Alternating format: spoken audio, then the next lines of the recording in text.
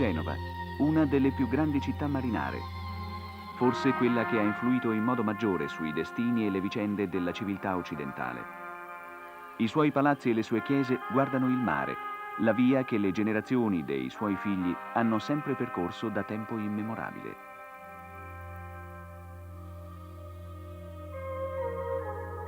I nomi delle famiglie e degli uomini più illustri di Genova forse perdono buona parte della loro importanza se si pensa che questa grande città non fu soltanto il luogo che diede i natali ai Doria, agli Embriaci o a Colombo, ma anche a tutti quelli rimasti senza nome nella grande storia, dei quali vi è solo la traccia della loro opera collettiva.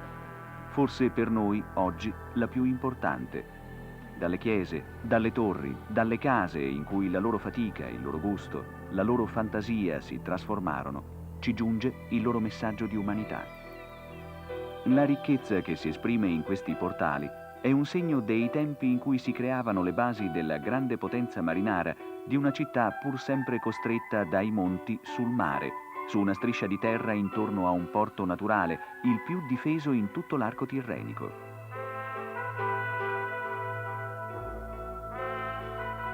È questa la ragione degli alti palazzi, delle vie strette e dell'assenza di piazze, persino dinanzi al Duomo.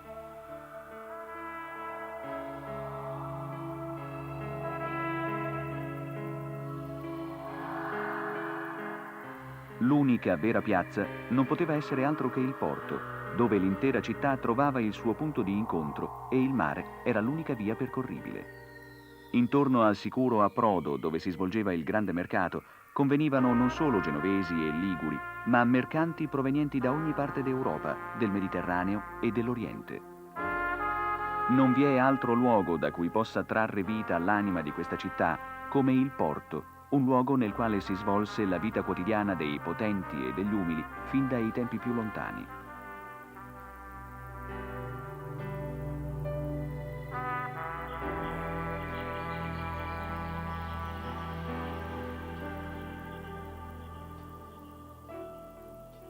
Dai reperti venuti in luce recentemente sappiamo dell'antica esperienza tecnica nelle costruzioni portuali e nel mantenimento della loro efficienza. Molti altri porti del Mediterraneo, nei quali Genova costituì le sue colonie, adottarono metodi e soluzioni propri della sua tradizione di ingegneristica portuale.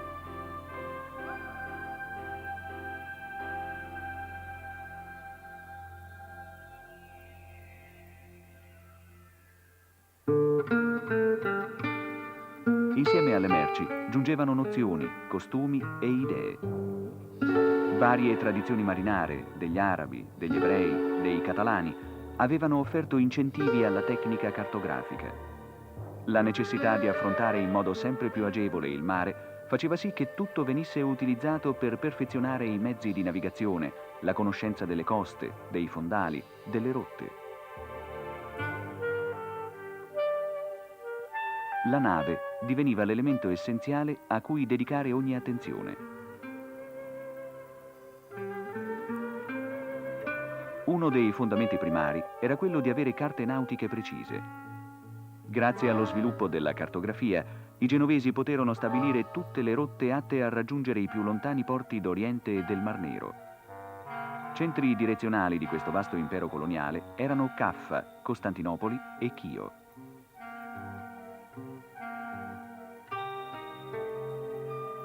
Ma anche per collegarsi con i mercati occidentali e settentrionali, dove i genovesi stabilirono importanti insediamenti. Soprattutto dal XV secolo, in Andalusia e a Siviglia ebbero occasione di aprirsi a prospettive di navigazione oceanica, contribuendo notevolmente a preparare le grandi scoperte.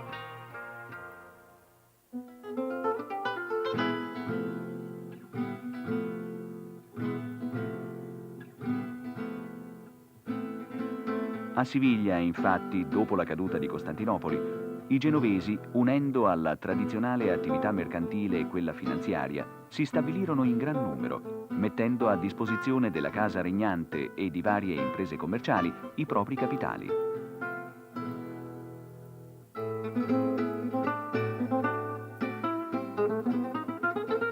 Ebbero un loro quartiere attraversato da una strada che ancora oggi porta il nome di Genova.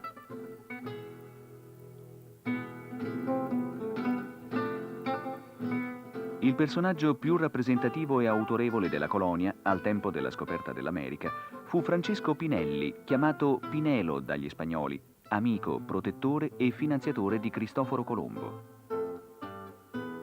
La sua casa è ancora oggi esistente nel vecchio quartiere genovese.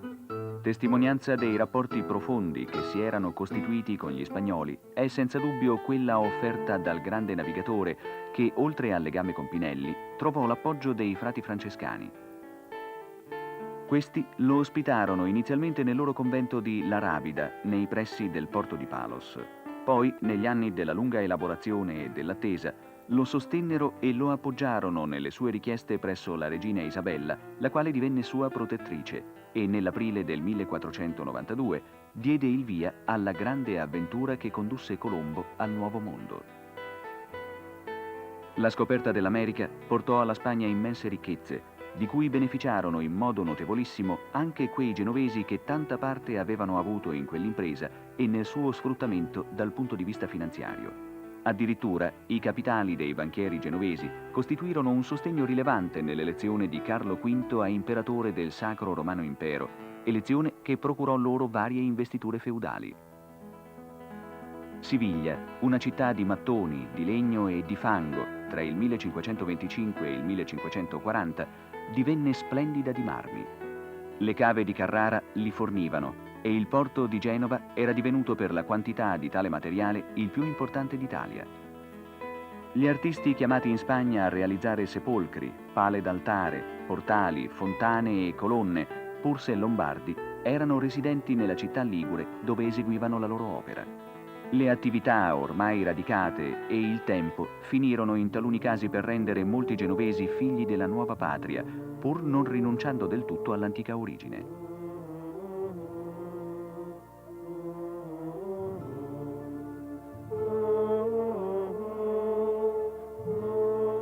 Le celebrazioni religiose li trovavano partecipi e, come racconta Luis de Perassa, facevano nella notte del Giovedì Santo una solennissima processione, durante la quale visitavano 5 o 6 chiese.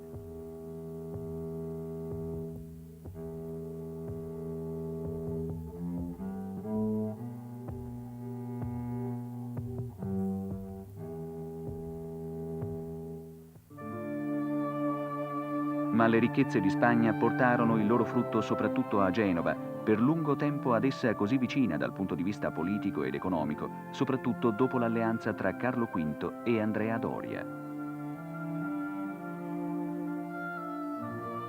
Questo palazzo, sede del Banco di San Giorgio, può essere assunto come emblema dell'attività finanziaria di Genova. Questa divenne il più grande e importante centro finanziario d'Europa, attraverso il controllo delle fiere del cambio, del mercato dell'argento americano, che da Siviglia, trasferito a Genova da navi genovesi, veniva a sua volta trasportato in ogni parte del continente.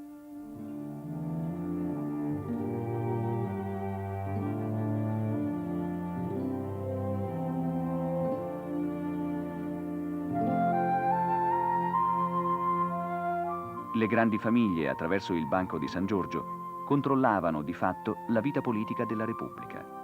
Questa grande attività finanziaria, documentabile ancora oggi attraverso i fondi archivistici, accompagnata da un'altrettanto grande attività commerciale, mercantile e imprenditoriale, giocata su orizzonti sempre più vasti, spingerà le maggiori famiglie a investire parti considerevoli dei loro capitali, nella seconda metà del Cinquecento, nella costruzione di splendide dimore, con l'obiettivo di conferire a questa città il carattere di una capitale.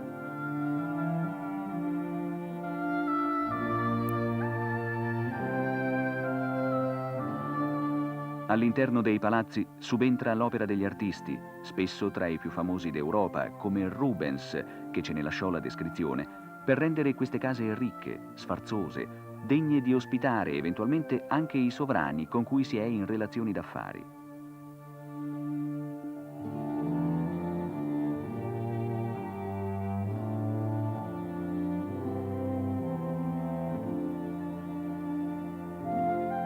Apparentemente l'antica austerità è scomparsa, ma in realtà la villa principesca rientra anch'essa nel criterio dell'investimento. Le facciate non mostrano la munificenza dei suoi interni, quasi a nascondere la ricchezza degli ornamenti e delle opere d'arte.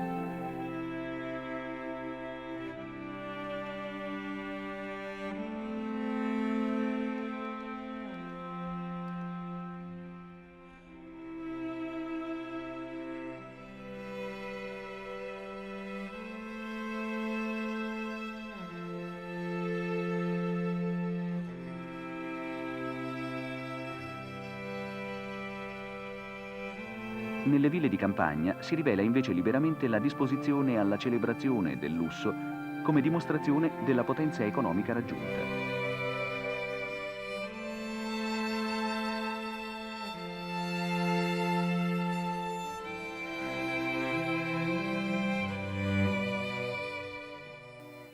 Il destino di Genova, dopo il periodo durante il quale aveva avuto una grande predominanza l'attività finanziaria, si ripete a partire dalla metà del Seicento con le sue caratteristiche originarie, seppure ora mutate per le nuove condizioni storiche e politiche. Ma tornare al porto e alla navigazione significa tornare anche alla folla anonima di tutti coloro che rendono possibile l'attività imprenditoriale e marinara, ma anche al mondo dell'artigianato, arricchito dalla conoscenza di tecniche nuove di varia provenienza.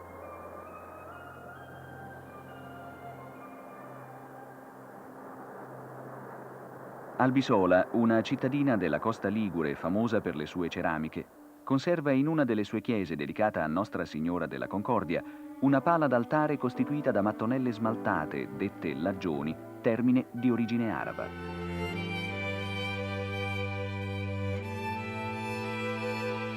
Nella produzione di Albisola si possono ritrovare tracce di tradizioni e metodi caratteristici di terre lontane, come l'Andalusia, l'Egitto, il Maghreb e la Cina.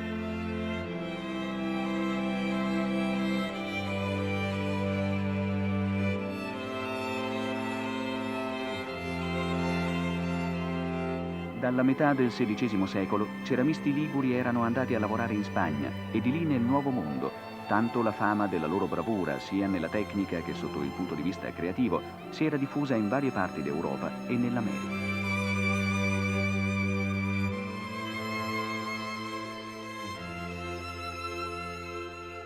Antichi contratti riportano la clausola secondo cui i ceramisti chiamati a dare la loro opera avrebbero dovuto impegnarsi a produrre rispettando le regole seguite nel loro paese d'origine.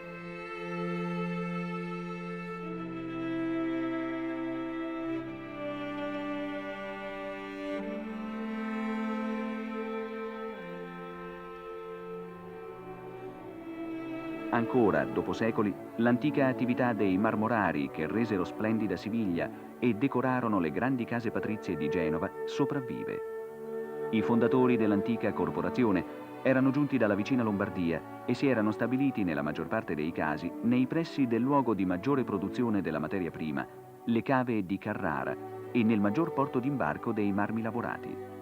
Ma in Liguria ne restò la tradizione, anche se oggi destinata forse a morire, perché antieconomica rispetto alle nuove tecniche di lavorazione.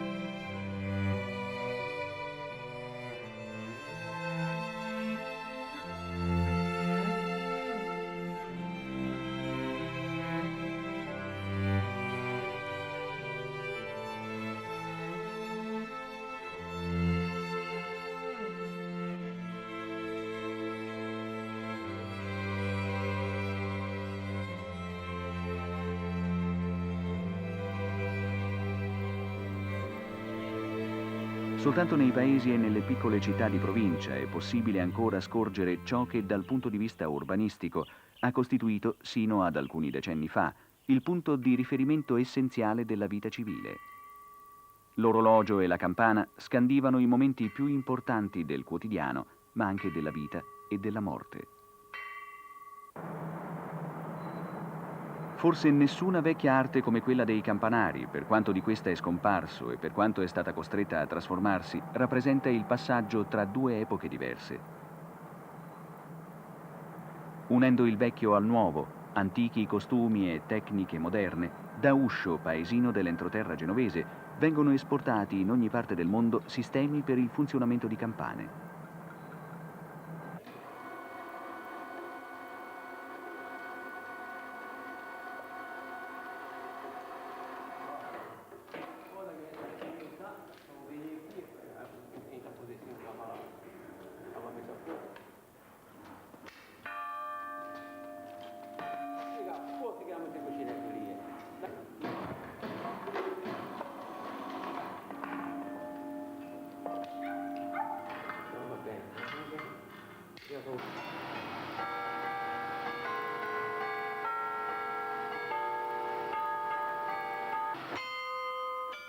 Così l'artigianato ligure segue i destini di ogni altra regione che faccia parte della moderna civiltà tecnologica.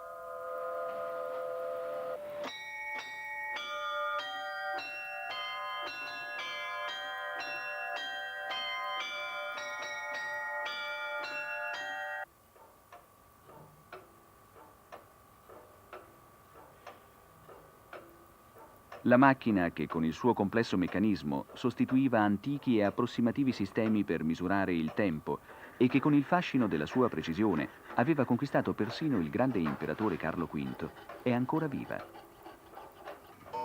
Soltanto per dirci che i tempi della sapiente e paziente manualità hanno ceduto il passo ad altri modi di vita.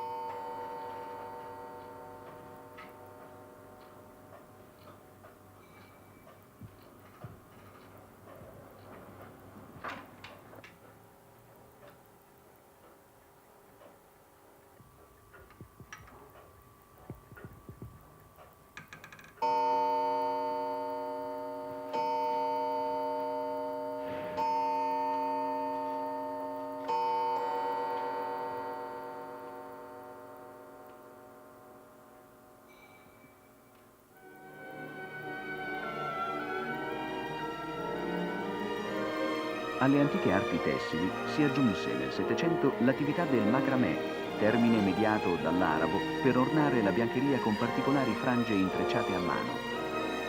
Tale attività, che si svolgeva nell'entroterra chiavarese, consentiva di esportare prodotti di pregevole fattura in tutto il mondo.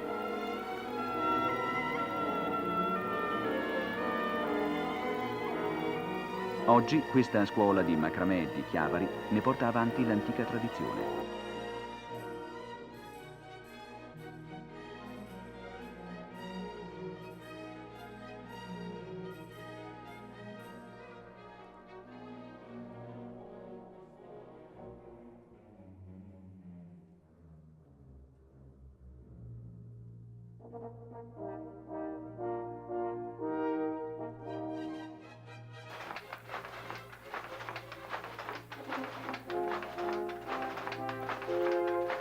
L'arte della filatura, della tessitura e della tintoria avevano radici antiche in Genova e richiamavano le genti del contado, tra cui ad esempio la famiglia di Colombo.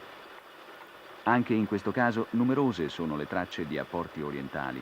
Già al ritorno dalla prima crociata i genovesi avevano riprodotto un tessuto morbido e delicato che sino ad allora era stato esclusivo monopolio delle popolazioni del Medio Oriente. Ne resta ancora la testimonianza a Zoagli nella produzione di tessuti damascati, oggi pregiatissimi.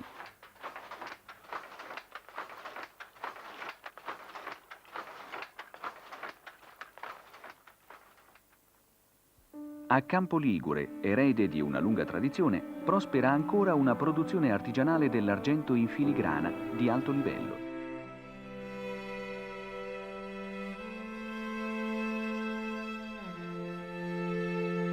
Nel suo museo c'è una raccolta di opere, anche di diversa origine, che documenta quest'arte.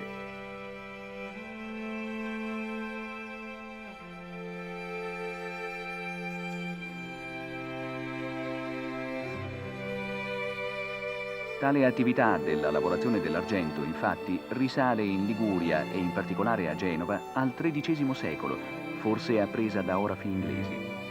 Col tempo si irrobustì e per l'affluenza ingente della materia prima dall'America e per la richiesta sempre crescente da parte della nobiltà genovese di pezzi da parata.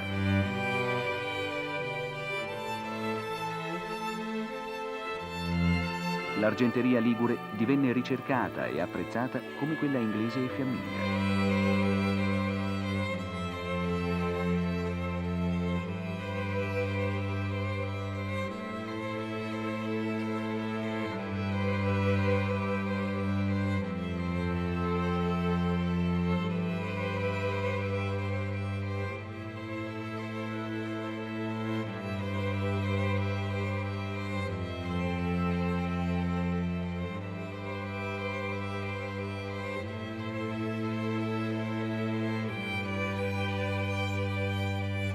L'Amerigo Vespucci, la nave scuola della Marina Militare, è l'espressione di una tradizione antica della navigazione, nella quale rientra per tanta parte la vita e la prosperità di Genova.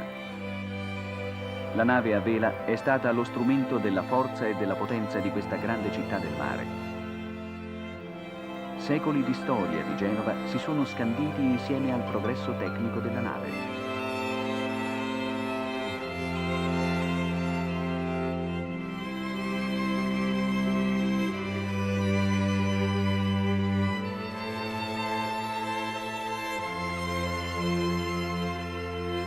La marineria di Genova raggiunse un così alto grado di perfezione tecnica che dal XIII al XVII secolo navi costruite a Genova e per lo più di proprietari genovesi navigavano per conto di corone straniere. La nave, il fondamentale strumento di sopravvivenza, ma anche di prosperità e di potenza, si fondava sulla collaborazione di una moltitudine anonima di artigiani, la cui perizia e le cui esperienze tecniche erano indispensabili per una marineria che fu sempre una delle migliori del mondo. Quasi nulla è rimasto di quanto faceva parte dei tempi in cui il mare si affrontava sfruttando soltanto la forza del vento. Nonostante la trasformazione della navigazione con l'uso della propulsione a vapore, l'uso della vela ancora rimase sino ai principi di questo secolo e nella piccola marineria fino al periodo tra le due guerre. Le vele, fino al Settecento anche di lino e poi di canapa e cotone, richiedevano nella loro costruzione una perizia che oggi è rimasta viva per lo sviluppo particolare che fortunatamente ha assunto la navigazione da diporto. Altra attività artigianale indispensabile alla navigazione era quella della fabbricazione del cordame destinato ai diversi usi in relazione alle diverse prestazioni richieste e quindi di qualità e di struttura diversa. Gli attrezzatori, come venivano chiamati, producevano gomene, altra voce di origine araba, adoperate per l'ormeggio, il rimorchio e le operazioni di varo, ed erano costituite da corde attorcigliate, ciascuna di 3 trefoli. Ma i più importanti, se così si può dire, tra tutti coloro che partecipavano alla costruzione della nave erano i mastri d'ascia, gli artigiani capaci di scegliere e sagomare il legname con cui mettere insieme, piccolo o grande che fosse, lo strumento che testimonia forse più di ogni altro l'ardimento, la capacità di sopravvivenza di Genova e degli altri centri della costa che su di questa gravitavano. Gli alberi, a cui era affidata soprattutto la sicurezza della nave, erano il frutto di una scelta difficile che doveva tenere conto della robustezza, delle giuste dimensioni, perché chiamati a resistere alla spinta del vento sulle vele.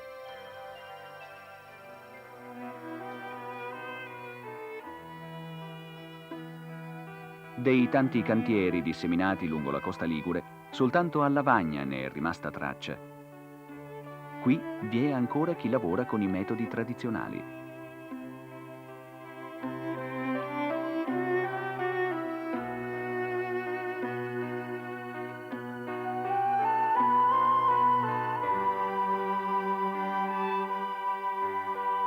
Del grande porto che ha fatto grande Genova nel passato non è rimasto nulla. La grande trasformazione industriale ha cancellato per sempre i segni del passato.